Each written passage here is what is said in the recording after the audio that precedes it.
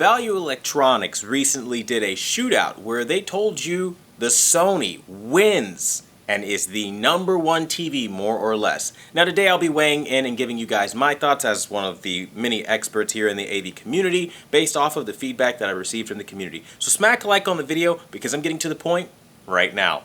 And the point is simply this. I feel as though it's a bit deceptive and a bit of a conflict of interest at this point in Value Electronics' review of the television, if you will. Let me explain. There are two key problems that I find with this. The first, they use YouTubers and influencers that all have a conflict of interest vested in them. Let me explain. You have people, sorry to put you guys out there, like Whisper Status, Stop the FOMO, Be the Installer, people like that that need product, right, to do video. Well, if you have a retailer that gives you unfettered access to their store to get an early exclusive hands-on and you're always in their store, almost to the point of seeming like an employee at that point, it feels as though anything or any view that they have is kind of already tainted by the retailer, meaning the retailer wants you to help them push units. Why else are they going to just let you walk in through their store, record everything in their store if they're not getting anything out of it? I don't know anybody that's that nice, right? So the skeptic in me immediately sees that and I'm like, something ain't right about this. That's a conflict of interest. That's just me. Hey, you might perceive it differently, but that's how I see it. The other problem I see, which is number 2 on this list, is that Value Electronics since 2018 has been naming Sony exclusively the winner. And you can literally, don't take my word for it, look it up. It's there every single year since 2018, Sony, Sony, Sony, always the winner. And the thing that gets me is this year we've had the closest race ever. There should have been, in my personal view, at the least a tie between the S95B and A95K because I genuinely feel like where one fails, the other one brings up the slack, but they both complement each other pretty well in a lot of areas. Now, I'll say this on camera and be very real with you. I personally, my opinion, I believe the Samsung S95B is superior.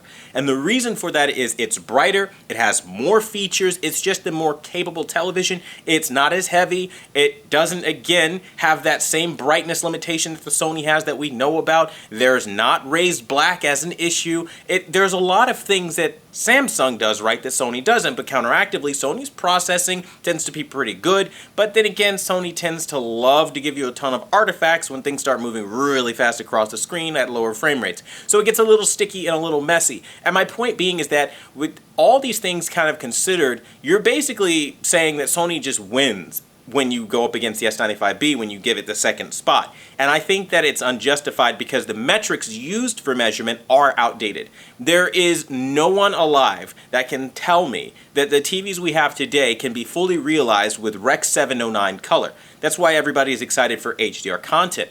But the thing that gets me is we have quantum dots, right?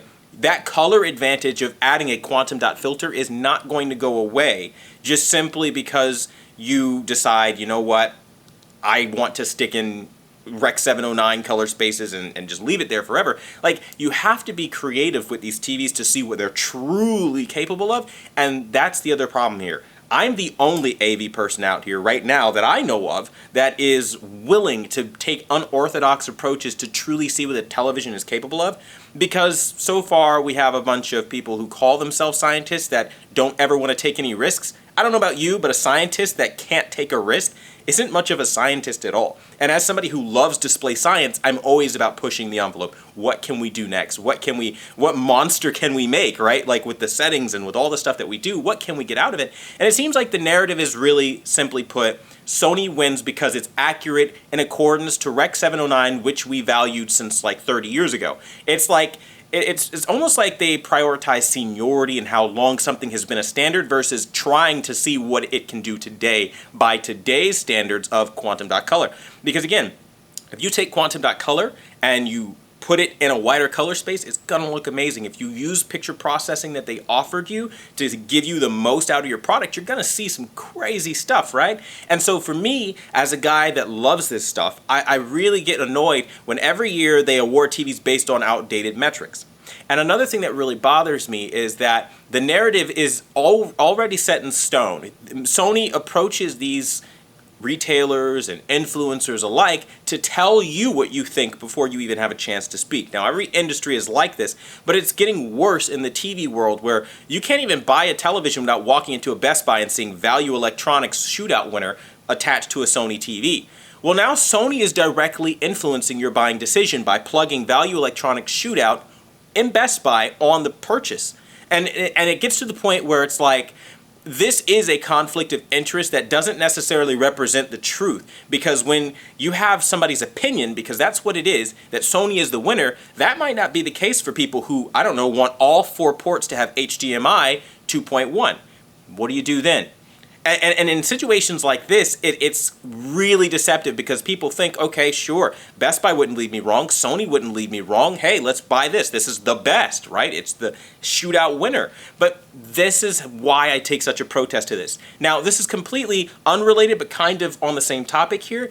In recent articles that have come out, Steam has actually banned or removed publishers who put the awards that all these journalists award games, like, oh, amazing, best of, 9 out of 10, that kind of stuff that you see on games on Steam is going away because it's a conflict of interest and it doesn't represent directly what the viewer is actually going to be getting. And this should follow through in every industry, because I absolutely hate these awards. I find them to be very deceptive, very misleading, because at the very least it's a conflict of interest when Sony says, you know what, we're going to take Value Electronics Shootout and all their praise from Digital Trends and everybody, and we're going to plaster it all over our website. Because then they send those people units. Here's the part that is important. They send them units to look at these TVs and to give a shootout. That's no longer fair, in my opinion, because when you've been influenced by somebody giving you favor in the form of sponsoring your video by giving you a unit, whatever the case may be, and then you're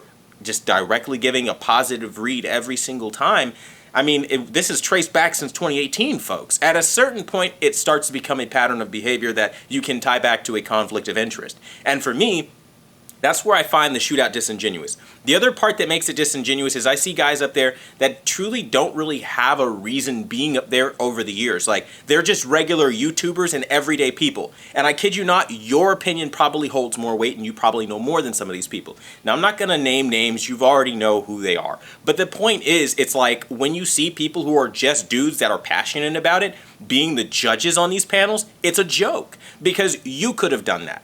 And like that's the thing. Like, I don't want to go into a mechanic's place and know more or as much as my mechanic. And the same can be said about a judge on your panel. The everyday person should not be on the same level as your judge. And the fact is, that's the case with the YouTubers that they bring in and keep bringing in and keep giving exclusive access through Value Electronics. I mean, we've seen these videos pop up everywhere about like, oh, I'm in Value Electronics, we're going to do a comparison video. See, I'm one of the OG guys that started the YouTube comparison videos, so I know we used to buy our TVs and test them ourselves, and then we would give you the best based on certain criteria that we set personally, and then a couple of us used to do that, and so after watching a couple of us, you get the full picture on what it's like. And now it's just kind of like they're all kind of banding together, which we've never seen in the AV industry, almost like controlling a narrative, really, in one big giant organization, if you will, of independent YouTubers. It's the strangest thing I've ever seen. Through live streams they hold, and now these little private events that they do, and they all kind of gather together. It's weird. And the whole point that I'm bringing to your attention is that it's a direct conflict of interest, because you don't really know if this is true or not until you actually see it. Now, again, I'm going to have to get my hands on these TVs at this point, because I have no idea if what they're saying is true or not, and I don't want to just call them liars, right, without having done the full breakdown myself. But my opinion on the result is that if history has shown anything, it's not going to be a total representation for everybody, as most comparisons are very subjective. And so when you say that it's the king of something or whatever based on certain metrics, I find, again, it's also deceptive, considering there have been multiple firmwares that have made the Samsung S95 be worse than it was day one, which should be reflected in that score. And I think the fact that it's not is, again, deceptive. There's so much wrong with this that we could go on for hours like this. But I think the most important part is, don't put all your weight into these shootouts, okay? They're just a bunch of guys sitting in a room with an opinion that you probably would maybe agree or disagree with, and you can easily form your own opinion. I think you should stick to definitive truths, like what I show. Like the Samsung S95B did get nerfed, and like Sony does have motion artifact problems. Like they do have a blooming problem on certain TVs. Like things that you can tangibly see and say, okay, that is the truth, great. Closed door tests, and then in the end somebody emerges and says this is the winner.